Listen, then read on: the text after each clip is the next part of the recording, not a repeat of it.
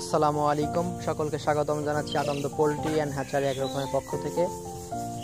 চৈত্রের এই শেষ সময়ে তীব্র গরমে মানুষের জীবন যখন সংকটাপন্ন, আমাদের মিশরীয় ফার্মি মুরগি এই গরমের অবস্থাও খারাপ। তবে এই গরমের মধ্যেও মিশরীয় ফার্মির গরম সহ্য করার একটা ক্ষমতা রয়েছে, কারণ এরা মিশরীয় জাত। এদের গরম সহ্য করতে পারলেও ঠান্ডা খুব একটা সহ্য করতে পারে না। আমরা এই সময় বিভিন্ন খাবারের পাশাপাশি ঘাস, পালং শাক সহ বিভিন্ন খাবার দিয়ে থাকি।